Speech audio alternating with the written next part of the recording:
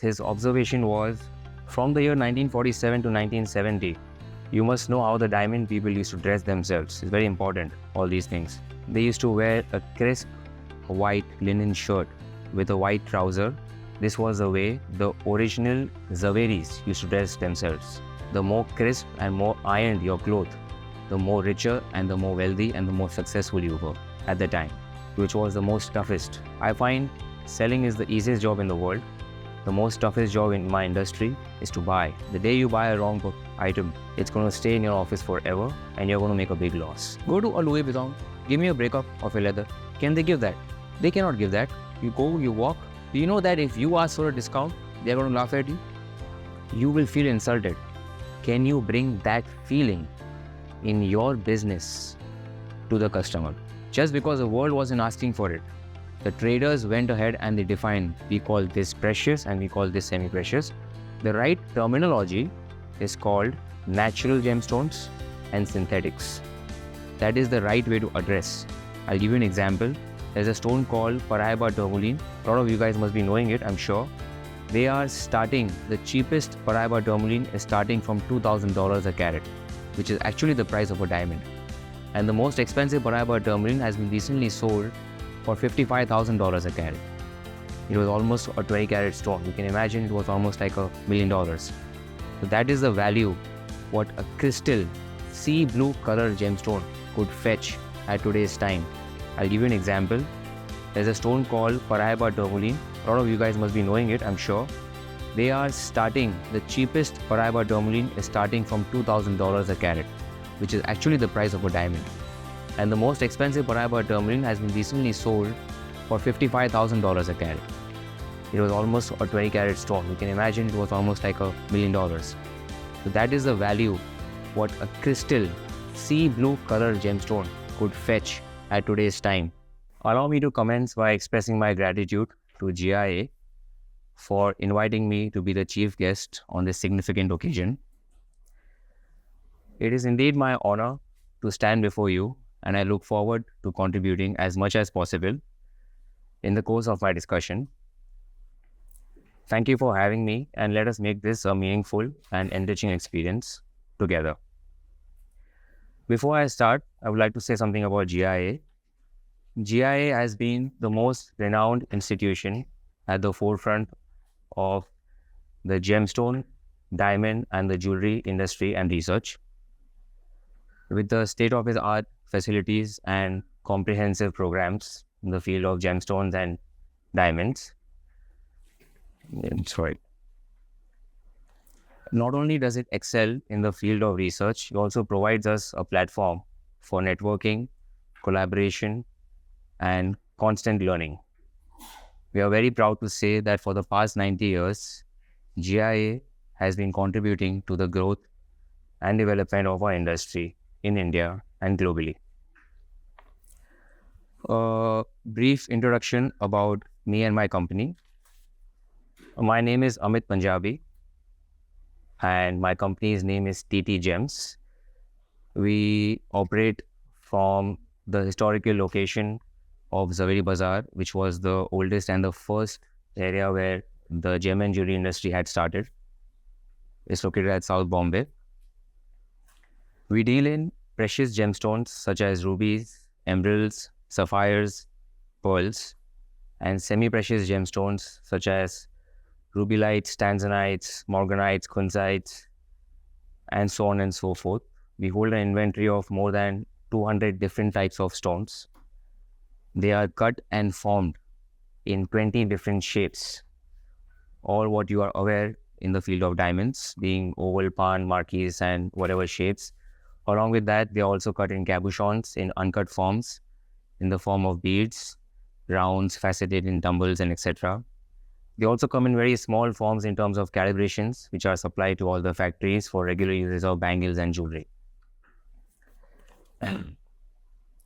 Our customers are majorly middle to upper class individuals who require stones for astrology, high net worth individuals who buy stones for their luxurious and status symbol and for investments, the jewelry manufacturers who buy goods in bulk, eventually making them into uh, quantity pieces and which are supplied to the top 25 jewelry houses such as Kalyan, Malabar, and etc. Tanishq.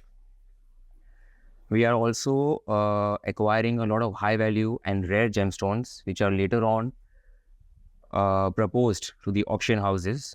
These are a lot of secret deals where we propose them. It takes over a couple of months, where the stones are crafted based on the requirements of the high net worth individuals around the globe, and a proper write-up is made, and it has been certified by the top 5 laboratories in the world, and then finally sold at a very high value. Along with that, we are associated with a lot of dignitaries, such as the film industry, the music industry, and a lot of political people. I am the third generation entrepreneur in the business. I will try to depict a small story of where I come from. This is something I hear every 2 years from my father, and it helps me keep grounded. So I hope it motivates you also. We are back in 1947. My grandfather, Mr. Govindan Punjabi, had come to India from Pakistan, Rawalpindi, and with a very big family of 7 men, along with their wives and kids, with nothing to spare, we were gifted a small shop at Zawari Bazaar of 50 square feet, where not even more than 2 people can enter the store at the same time. And this was the time where the ladies in the house would be ready to give their jewelry to sell in order to get money, in order to work for the business, to just have a normal life. The time between 1947 and 1970 was where my grandfather strived and thrived to keep ends meet and worked very hard to be successful. But the major part of the story, what I remember, is when my father came in the business. In the year 1970, during the time, my father was introduced to the business, and with his education only being 10th pass, he could not even afford to study more because of the family reasons. And because he had so many people in Bombay, he was forced to go to Jaipur in order to study a practical business knowledge. Jaipur being the most in-depth world of colored gemstones. The biggest manufacturer of colored gemstones is Jaipur currently. So he studied there for 4 years and he came back to Bombay. And when he came back to Bombay, he was the only youngster amongst 7 uncles. It was very difficult for him to place his point of view on business development and growth, or how to do things right, because his observation was, from the year 1947 to 1970, you must know how the diamond people used to dress themselves. It's very important, all these things. They used to wear a crisp white linen shirt with a white trouser. This was the way the original Zaveris used to dress themselves. The more crisp and more ironed your cloth, the more richer and the more wealthy and the more successful you were at the time. They were the ones who were dominating the industry. And the colored gemstone at that time, we had absolutely no say. Whatever they would say, we just had to say yes. So what he observed when he entered the business, his job at that time was just to be the clerk, just to clean the office and stand outside, maybe visit to the accounts department to go to and just meet the CA, which was like 5-7 kilometers, had to walk all the way and come back. And at the time of 1970, when telephone was introduced, his job was to make a few phone calls just to take reply for the goods and call for the money. He would tell me that his fingers used to swell when he used to make the phone calls, because to reach to one person, जब तक 5 बार phone नहीं किया, तब तक the call would never get connected. This was the time where they have come from. During that time, there was also, at the time of 1971, there was the India-Pakistan war. They had only 5 hours to work in the morning time. They had to be back before evening at home, shut the doors, lock the windows, cover them with curtains. Not a single ray of light has to exit your house. It's because the fighter planes were constantly hovering over the houses. Wherever they would see light, they would just bomb. And that is the life they have been. So they were fighting 2 battles. One was trying to make ends meet, and one was trying to stay alive. So this is from where my father and my grandfather, they have come from. Let's go back to the business end of it between 47 and 70. So whatever the stock we used to have in terms of the topaz and the rubies and the sapphires, they were all dumped in plastic bags. A 2-carat stone and a 10-carat stone and a 100-carat stone would be dumped in the same bag and kept in a very abrupt way. A diamond jeweler would come in and ask for a 10-carat topaz, and you would have to take a guess. There was no electronic machines, there was no weighing scales. You would have the old age weighing scales. You would put your own 1 gram, half a gram, 2 gram of weighing scales, try to guess what the weight would be. After doing that, there was a second person. His job was to make sure to take a pen and a book and calculate from grams to carats. We could not even afford a calculator at that time. So this was the job which was going on every single day. You could not attend more than 2 customers because it would to be a long time driven process. And this is what my dad noticed when he entered the business, that all my uncles are working very hard. All they are doing is purely labor work, and he could not take it. What he saw in Jaipur and how people are working, he could bring that knowledge back, and he had a lot of good management skills. So one fine day, he took it up to him to ask his father, to let him do business his own way. He was rejected a lot of times. So what he used to do is, whenever on Sundays there was no work day, he used to go to the office alone. And one fine day, he went to the market and he bought 1,000 empty packets, and came to the office, closed his shutter, sat inside alone, and started counting every stone, weighing them one by one, counting the mathematics behind it, turning into from grams to carats, putting it one single packet at a time. It took him 10 days to finish an entire inventory of 2,000 stones. And this entire process was resented by all my uncles. He, being the youngest, was very tough on him, but he was very strong and he was very adamant. And finally, he made it a point that from now on, I will take care of the sales, I will handle the customers, and I will do everything by myself. And whenever a customer used to come, I forgot to mention one point. Back at that time, the value of gemstones, naming a topaz or a citrine or quartz, was to the tune of 10 paisa to 50 paisa per carat. Today, these goods are being sold at 1,000 rupees per carat. Because they were all mixed in one bag, he was always curious to know, why is a 2-carat and a 100-carat stone at the same price? Why is a light color and a medium color and a dark color sold at the same price? And he took it on to him to make sure he assorted them size-wise, quality-wise, color-wise, is what we know in terms of today, color, clarity, grade, and everything, and priced them starting from 25-30 paisa. He went right up till 5 rupees, which nobody in the industry had ever done.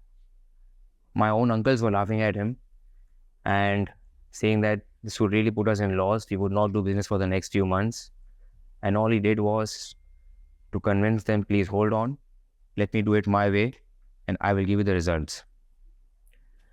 After a week, he was given a chance to sit at the main seat and take decisions. This time when a diamond manufacturer or a customer would enter the store and he would ask a thing or two, it would be on his table in less than half a second, which would normally take half an hour to 1 hour. There was one guy doing the weighing and the calculation and everything, all that gone. And we started becoming the organized from the entire unorganized city of gemstones. And back in the day, they used to come and just pick up any stone and say, ki, mere naam pe likh dena, it's on approval. If I buy it, I will pay you. Otherwise, I will just give you back whenever I'll come, and it's fine. And we could not say a word. He had very simple rules. This is a stone. This is the price. These are my terms. You take it or you leave it. End of it. First 1 week, he had a very bad day. He had a very bad 1 week. He did not have a single sale. He was almost about to give it up. But eventually, our corresponding market started learning from us, and they started following. And because of their support, the industry started following our rules and our regulations. He was the first person to introduce a single packet concept in the field of gemstones in entire India. You travel to the north or you travel to the south or east or west, everybody used to hold bags and just pick up the way you wanted. He was the only one who did that. And sooner down the line, in a few years, the entire industry started following, and we all evolved and we all grew. At that time, he was lucky in the age of 1975 to 80. There was a huge influx of foreigners in India. And more than diamonds, they were inclined to buy colored gemstones because we were the most organized. Where we would sell not more than 2 or 3 stones in a day, he would end up selling 30, 40 stones in a day. That was the day a foundation was laid. That was the day a path was laid. He had clarity what he wanted to do. That was the day his uncles, instead of resenting him, started praising him, started supporting him. Another 5 years went down the line. He was very successful. He managed the entire thing, put it on autopilot. And his next task was moving on to the purchase, which was the most toughest. I find selling is the easiest job in the world. The most toughest job in my industry is to buy. The day you buy a wrong item, it's going to stay in your office forever and you're going to make a big loss. That's period. So he traveled entire India. His only job from sales after 5 years shifted to only purchase. And he mastered that art. And today, I'm glad to say he's a very successful person. Coming down to 2000, 20 years later, my brother Kamal and I, we joined the business. We have our education in the Masters of Business Commerce. I have studied family business management from SP Jain. We attend a lot of seminars every year to keep ourselves updated. And currently, we are handling the marketing and the business development vertical of our business. And soon we'll be going to the procurement, exactly what my father did. We'll be heading towards that direction. Our company has been awarded from the last 5 years by the Gemological Institute of India as the maximum number of colored gemstones certification in terms of turnover. So we've been giving awards from there from last 5 years. My father has been the chief guest of the last 4 trade shows which has happened in Jaipur. He has cut the ribbon along with the dignitaries such as the Maharani of Jaipur and a few ministers. We are currently present in 7 trade shows in Mumbai, Delhi and Hyderabad across IIGS, GJS and JJS. You will be coming to know these words once you will enter the field, very sure. Our strengths lie in a lot of quality control. In the field of gemstones, it is very tough. Diamonds, I find it very easy to figure out the shade of whites. Since you get a ultraviolet rays, you get the lamp and it's very easy to figure it out. But when you come to the real world of gemstones, an emerald coming from Zambia is formed in at least 20 colors, from the darkest of the green to the lightest. And in between, you will find all the shades coming from bluish, greenish, grayish, even like reddish green. You will figure it out. There'll be tone of like yellow. These are all the rejection colors, but you will come to know as you will dive down into the industry. We believe in full disclosure and knowledge to the customer. There is no customer who walks out of my store without getting knowledge. If he wants to come and buy a necklace of ruby and he has a budget of 5 lakh rupees, yet he will be given the full knowledge of what the market actually does. The market actually ends up selling a necklace of glass for 10,000 rupees, followed by a piece of quartz, which is dumped in a piece of red bucket and then sold in terms of rubies, which are in the range of 20,000-50,000 rupees. Followed by, there are natural rubies, which are given treatments called lead filling.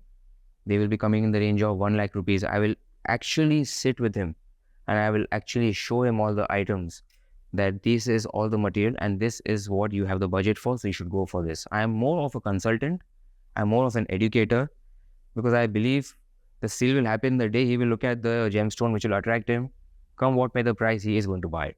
And that is how it normally works. Our biggest strength is we introduce new gemstones every single year, come what may, the industry buys it or not.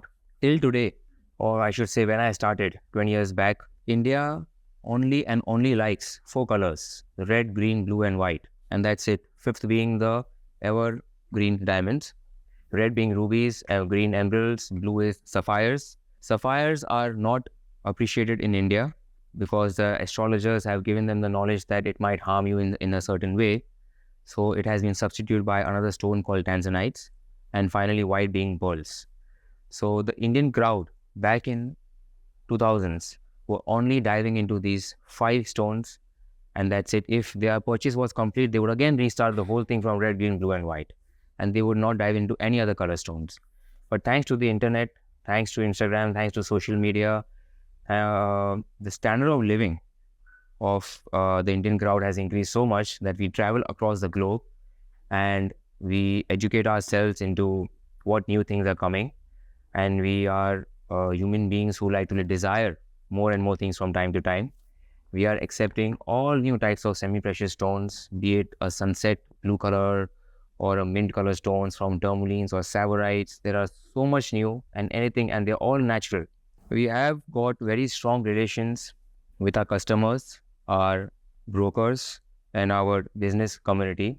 I'm very proud to say that I'm still dealing with all those customers my dad has introduced with almost 30 years back. I still entertain them. I deal with them, even the brokers, even the traders from where we buy from, because money is not important to us. What's important to us is building relations and goodwill. Our biggest source of marketing till today has been word of mouth and references, no matter how much social media has come up. But the biggest pleasure what we get is when a customer actually comes and tells me that my father used to buy from you, or my grandfather used to buy from your father. That there is no pleasure which can beat that. And till today, we have such word of mouth and references. And of course, due to some trade shows we have attended over the last 15 years, we have made a subsequent change and social media. I just want to explain you how the supply chain works. The biggest mine of gemstones in the world are Africa, Burma, Sri Lanka, Colombia, Brazil. These are the biggest mines, out of which Africa consists 70% of the world's production of emeralds, and 90% of all the semi-precious stones in the world are coming from Africa. Brazil, Colombia, and Russia are majorly known for emeralds. Sri Lanka is majorly known for the entire family of sapphires, and Burma is for the most desirable and the rare Burmese rubies. They come from there. All these material are back in the day when my father used to work. All these goods used to come down from the mines, and in every single country there was actually a mafia raj, and you could not bargain, you could not do anything. Whatever price they comment, you just have to pick it up, and that's it. And the biggest importers of such rough stones are currently India, being Jaipur, Thailand, Bangkok, and China. So all these rough stones are coming to Jaipur. They are being cut in various forms, in all the shapes and sizes. And once the entire table is ready from a rough, we are one of the pioneers who try to reach at those occasions and try to pick up the entire table. If not, 70 to 80% of the selected goods at a very good price, thereby maintaining a good like monopoly in the industry. A few facts about India, about the gem and jewelry industry. We contribute almost 7% to the GDP. The industry is hiring almost 5 million workforce, skilled and unskilled. India is the biggest gemstone and diamond jewelry exporter in the world, to the tune of $50 billion. We plan to grow at the speed of 20 to 25% annually. Our market share, our market size in India is to the tune of 6 trillion rupees. India and China contribute to 60% of the gold in the world. The major exports India is doing is to USA, UK, and the UAE. Something about our times during the COVID. COVID has given us a lot of time. It has paused the entire world. It has given us time to reset, rethink, reevaluate, think about ourselves, our loved ones, our relationships, our businesses, where we were standing, where we are, and where we want to head, which in this busy world, we would never get the time. So this one good thing I have realized COVID has done, not to forget the lives we have lost. There was an international survey in industry-wise, which said that the biggest industry standing at rank number 1 would be impacted would be hotel and airline industry. And we were standing the gem and jewelry industry at number 2. So just think about it, since you're entering into the future now, we would have been the second most impacted industry in the world had this COVID prolonged another few months or years. It gives us a good perspective to think that it's better to not put all your eggs in the same basket and try to diversify between multiple businesses if you get the chance. Post-COVID was one of the shocking part. Since I gave you, I'm just going to speak the exact opposite. What happened post-COVID was we never thought that people would opt for high-end cars or expensive watches or high-end diamonds or pieces of jewelry as compared to their necessities, or they would reevaluate or where they stand in terms of their investments and their future and the safety of their kids and their future. What actually happened was the opposite. All the diamonds in BKC, you can say, above 5 carats were sold out. All the highest value gemstones were sold first. All the expensive watches, we all know about it. A lot of people know that the brand called Rolex, what used to come in discounts, started going up to 100% premium. All the expensive cars were washed out. It was a shocker to the industry. We actually grew at 4 times higher pace of what we lost during COVID. I can proudly say on everyone's behalf, every single industry, including us, be it automobile or telephones or anything, has grown at least 3 to 5 times of the turnover what they would be doing pre-COVID. And we have now come down to the base levels, what we were doing pre-COVID currently. All the asset classes, whatever we buy, this is the only industry we market buyback, according to me and according to the people who have told me. Just go abroad, go to many other countries. 90% of them, they don't have such concept. No matter you're buying a plain gold jewelry, or you're buying a studded with diamonds, or you're buying a single loose gemstone, or you're buying an expensive high value a rare jewelry. Nobody ever markets this word. They do not even think about it. But when it comes to India, and when it comes to the 4 biggest occasions in India, be it Diwali, be it Akshaya Tritiya, you will find all our jewelers going to Bombay Times or the Times of India. Just open any newspaper and there is buyback, buyback, buyback written everywhere. There is no making charges written everywhere. These are little bit, if you just think about from the other side of it, or for 2 minutes, think the opposite way. I think these are a little bit under-meaning words. It is not right or not wrong. I value everyone's inputs, but we need to revisit this subject. We need to rephrase this subject. It's very important. What you are doing. If I'm a jeweler, I go and acquire a gemstone. I go and acquire a diamond. I go and buy gold. I find a goldsmith. I get the craftsman. I put them all together. I make a nice product out of it and I sell it to the customer. But before I sell it to the customer, my first words are, take it and I will give you a buyback. So is it a trust building, or are we little insecure that agar ye nahi bolenge to nahi bikega? It's just a way of thinking. You don't need to reply instantly to it. You can just sleep over it. You guys are the new faces. Aaj online jewelry bik rahi hai today. Gemstones are being sold online. They cannot give a buyback. It's impossible. Coming to high value color stones, standardization is a different subject. My subject was all about like buyback. It is little bit of an under-meaning statement. It needs to be revisited, rethought, and for that the industry needs to come together. A lot of designers, a lot of jewelry houses, they are upset with this concept. And the only reason they are doing it is because their peers are doing it. So they are forced to get into the herd. A similar topic next to this is called breakups. It's a very similar thing. Buyback is a more in-depth conversation. Breakups, it's fine. You need to give a brief breakup to your customers. But when you're giving too much, how do we give a breakup? We just mentioned the gold. We mentioned the various sizes of diamonds being involved, the various prices of those diamonds then we have to give, and then the gemstones and the price of that gemstone per carat. And then finally, how much the craftsmanship is charging you labor. Do you think when you're giving this breakup, are you feeling good? It is just a way of how you feel. That means, don't you think that customer does not trust you? So, आप उनको breakup दे रहे हो, आप उनको buyback दे रहे हो, उनका trust जीतने के लिए, but do you think they are trusting you? It is better to think little bit outside the box. Start focusing on the brand. Go to a Louis Vuitton. Give me a breakup of a leather. Can they give that? They cannot give that. You go, you walk.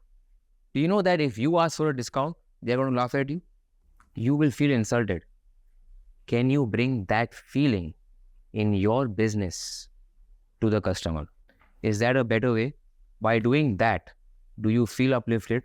Do you feel your stones are uplifted? You are given value to each and every vertical of your jewelry making. Isn't that important? There are people gone to the mines. People have died at the mines, removing the stones from the rough. There are people who have been shot while trading. Till today, in Colombia, in Burma, in Africa, if I travel, I need a cavalry ahead and behind. I need at least 5 or 6 bodyguards. And there is, while I'm bargaining here, someone's getting shot over there and I can hear it. Till today, this is happening. And you come back to your city and you have to convince your customer, buy it, it's the cheapest. So we need to focus more on the brand building rather than, and all this trust and everything will automatically flow in. We trust Louis Vuitton now. We trust Prada, we trust Gucci, we trust Rolex, we trust Rolls Royce, we trust everyone. In fact, you know what? We blindly trust them. We don't even know them. So it's better to focus during that direction. I think that might help us a lot. I can say if there are a lot of jewelers, 70% of all you guys, you'll have the books of all the top people. Customers are coming with the designs, you're just making it.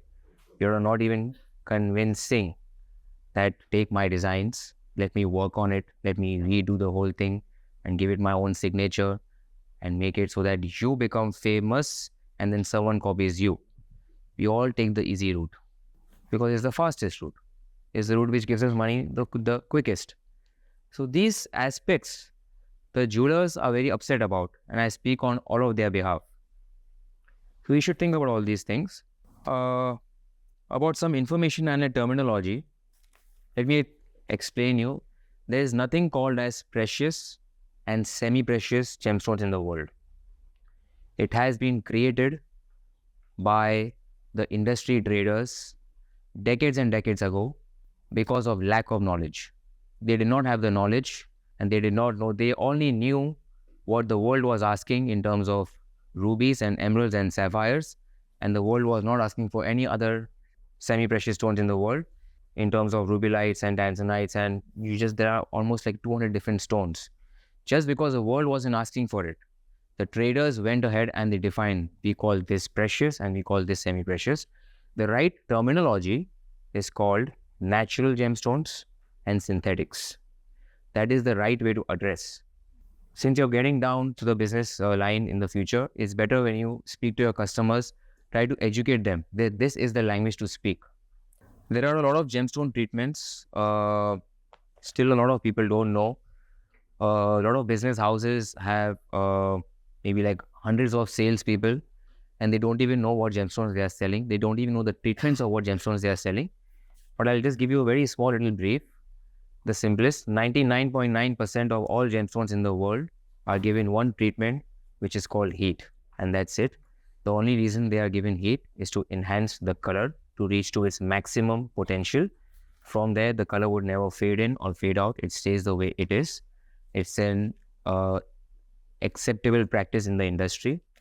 What we need to be aware of is all the faulty practices in terms of the artificial color, the artificial chemical, the lead filling, the wax, which has been purposely injected in order to make the gemstone look 10 times more valuable, which it is not. But heating does not do that. So whenever you enter into the world of gemstones or jewelry and everything, if anybody comes and tells you, but ye to heated hai, but ye to treated hai, so you just need to give them a little brief. This is just normal heated, which is acceptable in the industry. The rest, anything and everything is not acceptable and we don't deal into that. This is the normal way to address, because still today, there are very well-known jewelers who are in the industry for like 50 years and 20 years, and they still do not know the right language of talking. So we have to still train them. The current trends and innovation, what India has seen. Like I spoke about, India was doing red, green, blue and white for the last 25 years, at least till the time I know of. But in the last 10 years, India has seen a huge influx of semi-precious stones. And mind you, they are even more expensive than the ruby, emeralds and sapphires. I'll give you an example. There's a stone called Paraiba tourmaline. A lot of you guys must be knowing it, I'm sure. They are starting, the cheapest Paraiba tourmaline is starting from $2,000 a carat, which is actually the price of a diamond. And the most expensive Paraiba tourmaline has been recently sold for $55,000 a carat. It was almost a 20 carat stone. You can imagine it was almost like $1 million. So that is the value what a crystal sea blue color gemstone could fetch at today's time. India is no far from welcoming this kind of stones in India, and we will soon see it. It's just that in the past, I'm still relating to the color of sky blue. So in the past, India was not able to get over the idea of they should just buy glass. Then they started shifting into a stone called a blue topaz, and then eventually went to a stone called an aquamarine. These are all the same shades of blue. You literally keep all the stones together, and you will find all of the stones the same. You will not even make out. In fact, you will, if I'll just keep a parabol terminal in front of you, none of you guys will value it more than 1 lakh Indian rupees. It might be valued for $1 million. So that is what India is getting into now.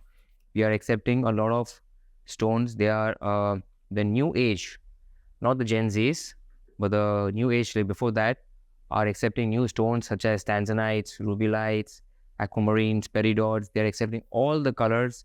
Is because of their standard of living and their lifestyle and how much they are traveling nowadays.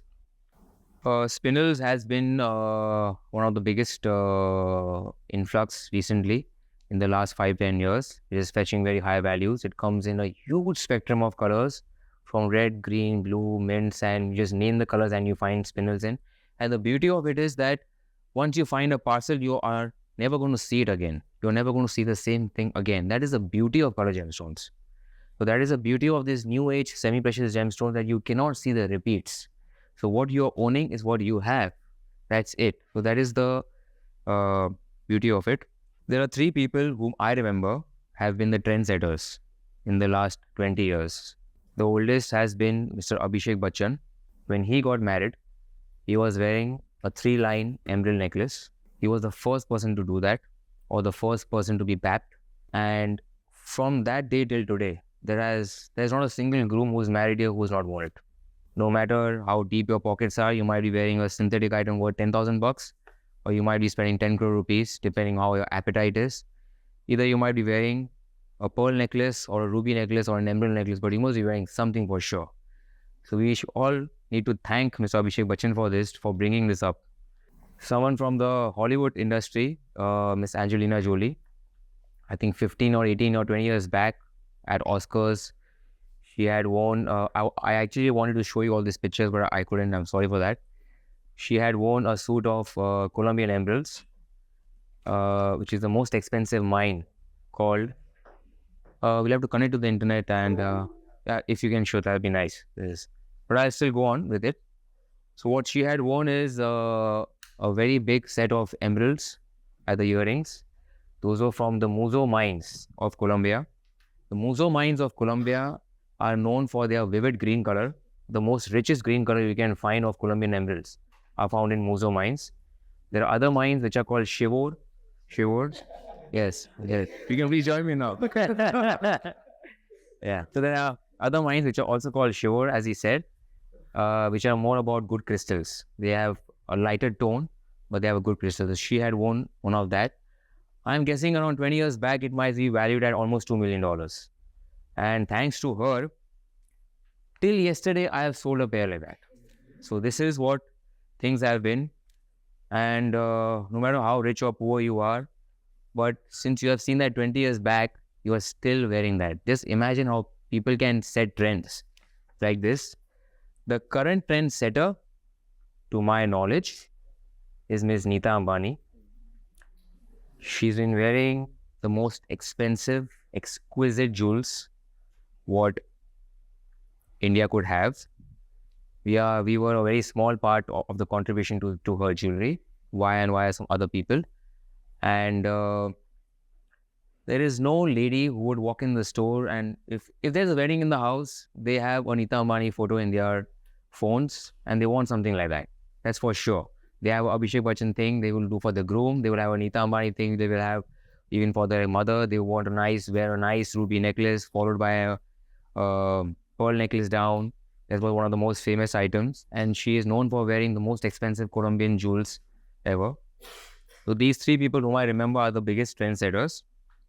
Couple of challenges we've been facing in the recent past are lab-grown diamonds for all the diamond industry people.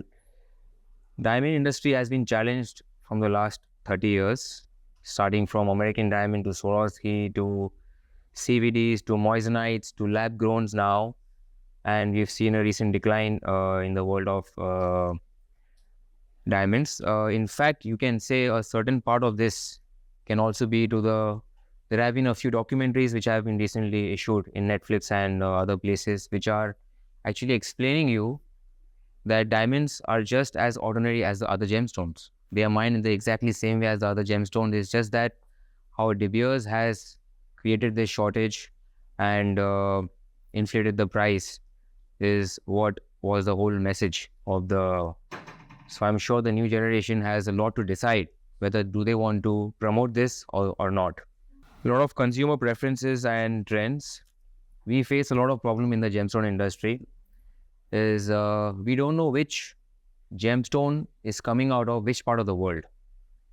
And they enter into Jaipur and we try to pick up the entire lot and suddenly we find that we have a huge inventory of rubies, but the trend has picked up into emeralds, or maybe the trend has picked up into some tourmalines and the entire inventory. So this has been a biggest challenge to us because trend is something it is not under our control. It is very challenging for us. A couple of years back, USA had stopped importing rubies from Burma, calling it blood rubies. They had even issues with blood diamonds also. During the same time, they had issues. So all the Burmese rubies had stopped selling during that specific time. It was a period of almost 4 or 5 years. So all this happened from time to time. Digital transformation, which is giving a threat to the brick and mortar business. So I think we spoke about the jewelry design thefts. There are a lot of unethical practices in the recent past with a couple of laboratories where there were a lot of collaborations done in order to do unethical gradings and thereby making handsome money in a very short time. But those things were caught and we're very glad about it. Buyback, I think we spoke about it. My biggest challenge in the industry currently is doing everything myself. I have overcome almost everything in terms of technological advancements or systematic operating procedures or hiring good employees in my business. But there's something I cannot not do, or maybe I am not able to find, or maybe you guys can help me at certain point, is I have to buy the gemstone myself. It is the eye what decides that which packet or which stone or which bead or which thing will end up selling or not. And even when we sit between the three of us, my brother and my father, there are a lot of discrepancies from time to time. And we end up taking decisions together now because the value of gemstones has gone very high. And this has been the difficult part to create a clone. If tomorrow I just want to go and tell my father that I'm not coming to business for a year, I'm taking a vacation, maybe for some personal development or something, and everything will remain the same, I might be having something on the back of my mind that no, or 25% there might be a difference in my industry. So this is my personal experience for which we are unable to solve. I hope one day we can. Current industry overview. I believe India is at the brink of the biggest infrastructural development. It is the most friendliest country in the world in terms of politics and in terms of business. And the next 2 decades, I think there will be unbelievable growth in India. So I'm happy that you guys are going to be witnessing it and making the best of the opportunities. That is good to know. Talking about the future, I am guessing majority of you guys who are here have an existing business of their fathers, and some are in the field of jewelry or gemstone trading or maybe manufacturing or diamond manufacturing and etc. etc. It is very important to look at the business that are you going to look at it the way that you are inheriting it, or are you going to look at the other side of it that they are giving you their baby and you have to nurture it and you have to consider it as a part of a custody to make sure that they grow well, nonetheless stay the same and pass it on to your future. This one line is being copied by, has been given to me by Mr. Apurva, so I have to give him the credit for that. We had a long discussion about this. So, and there might be a lot of people who might not be from the industry currently, and who might want to expand their knowledge and maybe go further to the education of FGA and then coming back to GI and to GG and serve the gemological institute or the gemological field. And there might be someone who might be entering into diamond sorting and diamond grading. One of the interesting fields is an auction house specialist. It is the most exciting field because I know the person who does it for Christie's. His name is Mr. Kothari. He travels the world, sees the most expensive items, sees the most rarest items. He's the biggest consultant to all the top leagues in the world. And if any of you gets the chance, should definitely approach that. I would like to close by congratulating to each and every one of you. You have successfully navigated the integrated landscape of gemology, unlocking the secrets of carat, cut, color, and weight. Your commitment to learning and mastering the art of science and gemstones is commendable, and it has undoubtedly set you on a path of endless discovery. Thank you for having me here, and wish you all the best. Coming back as a grassroots, when he talks about the breakups there, would you think for an Indian customer, a transparency in business is a very important thing to look for when they're dealing with something? So I understand the examples that you gave on with it all and everything. But the current market, let's say in the customer, they're watching an Indian store, they expect the owner to give you a breakup. So your point is 100% valid. I am not from the industry, but I would like to put a point across. It's absolutely right. But when you give the entire breakup, don't you think you need to add another few costs, such as what is the cost of your creativity? What is the cost of the time it took to make? These are some things which are hidden, which are not supposed to be said. But do we say it? If it is about transparency, so then say it. Say that my craftsmen took 6 months to make this jewelry. So do not hide that in the part of a labor. You have to say it openly that I want an XYZ amount more than this. I have a team of 10 designers who have come with this piece of jewelry which no one has ever made. So it's very important to add those 2-3 values also ahead. And when I asked the question that when you gave the breakup, how did you feel? You all said not good. All of you all said it together. But do you think when you add those 2-3 things down, now how do you feel? You might feel better. It's better, you know what? Try to be a trendsetter, no? For a change. You have to face problems. You have to face their teething issues. But are you going to be the trendsetter where people are going to say, okay, now from now on, I'm going to charge this also? It's a very tough job. And I'm sure 90% will not succeed also. It only happens when you become a brand. And that is the reason I was focusing more on becoming brands. Like a question a lot of these it's that how we back kind of reviews like the entire friends selling the bags. And you spoke about like how brand is.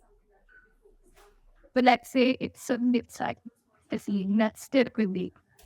So what are alternative ways of repeatance? Let's say if we not also carry by it would not be taking that big. So what would you like? If the business is as simple as a gold and diamond jewelry, it is actually a tough job. You have to end up actually giving all the breakups and all the facilities and everything. But I know like a lot of people in that segment whom I'm working with. Like for example, there's one person who has mastered the art of combining ceramic with gold. So now he is known as a ceramic jewelry. He does not provide any breakup to all his people. He is a mid-sized company. There are other people who focus on specifically on brooch and on cufflinks. It's a lot of mixed fusion involved in that. You have to put a lot of color stones, a lot of different size and different shapes and different colors of diamonds in it. And he is a no breakup company. He's a no discount and a no breakup company. And he's the one, I'm talking about these two people specifically. Why? Is because I'm inspired by them. And These guys are selling to Malabar, to Tanesh, and to another more 10-15 people. Being a small mid-sized company, they, in fact, they don't even have a strength of more than 4 people in the business. So I hope I've answered your question. It is a tough job, but it just needs to be revisited. You just need to think about it, how you can make a statement so that people don't end up coming asking for it. That's my idea. Yes, sir. Mines. Somebody's inventory is stuck with it. Say hypothetically you are stuck with it. Is this something that you immediately say trade off, or do you do it now? Because the value itself is something that you know you will have to unlock it somewhere. Correct. So I treat that as a gold mine, is because this has been a fact. Whatever we have bought and sold it in the next couple of days or weeks or months, we have never made money in that. This is a fact. And whatever I have seen, maybe there are enormous number of stones which are currently there in my office, maybe from the day of my entrance. And those are the items which have grown 100 times. So my actual money making is when I hold the goods. I'm in fact happy if it doesn't sell. So it's been lucky for me. It doesn't work for diamonds, but for gemstones it works, and specifically for high value and the rare gemstones. It is, you would never do on stock market or mutual fund or gold. You would never do. You would just put your money here, and that's it, and you're sorted. So, yeah. Do you see a trend change in any particular? I know, like give an example of Parai, but is there anything else that you see happening right now? There's a very huge demand in India currently of natural Burmese rubies and Kashmiri sapphires. These are the two items investors would travel the world to buy. They would wait for years and years to fetch that right stone, and they would pay any amount of money. I have a lot of customers who are just on the waiting list. It's a journey. We are just finding stones for them from time to time. So these are the couple of stones which are at demand. Yeah. Can I ask a question? Yes, sir. Easy one, boss. Coming from you. Why, Yeah. like, you don't hustle then actually going out and selling? Yeah. What does one need to be a good buyer? Yes. I just compare it with diamonds to make it very easy. You'll have a wrap net, you'll have a wrap sheet or something, you'll have a proper trading, and all you guys fight about is the percentage of diamond, percentage of the discount. And if A or B would buy, there would not be a difference of more than 2%. One might buy cheaper and one might buy expensive. This is the range what we are playing in when it comes to diamonds. Coming back to gemstones, a stone if I would want to buy for 1,000 rupees a carat, someone is offering me for 20,000 bucks per carat.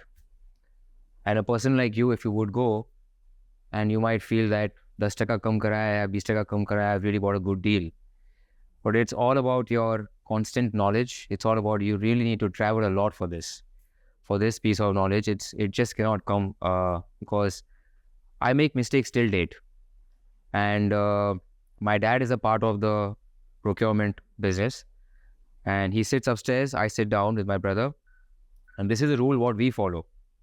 So any stone which comes to him, he sends it with this guy down, and each one of us will not get more than 5 or 10 seconds to speak to our own selves the value of the stone, to buy or not to buy. If I have to buy, at what price I have to buy. We have 5 to 10 seconds to decide that. And he would see it in the camera that my one son has seen it. He's given it to the other son for 10 seconds, and then he would call. This is the game we play every single day. And he would call and he'd say, tell me. So, and just imagine two brothers talking. I would say buy at this price. He'll say, I will not even touch it. So this is how we play this game every single day, and we enjoy this sport. It is very deep. It is very deep, and you need to have the knowledge about it. And even if I said I want to buy it at this price, I have the capacity to sell it the next day. But my brother is not aware that what am I talking in terms to. So it's a very deeply driven, and this is what we do every single day. And no matter how, and it might be possible that in one day, I might see 10 different stones of 10 different sizes and 10 different shapes. No matter whatever it is. You are watching a stone for $20 a carat, or uske 1 घंटे बाद, maybe he's selling me down a stone for 5 lakh rupees a carat. But I have to value. I have to value there and then. Make a mistake, but make it, but say it. And you will not get more than 10 seconds. So this is how what we do. And we need a lot of travel. We need a lot of market knowledge. And if anybody would come to like Zaveri Bazaar by any chance and come to the color stone industry, which is called like Danji Street, you will be shocked. Like one guy telling you a price of 500 per carat, and like she said, there's no like standardization. It is the toughest job in the world because a lot of us got together. The Gemological Institute of India, we all got along together and tried to come up with standardization. We tried to come up with standardization can only happen when you standardize colors, when you standardize cuts, when you standardize clarities.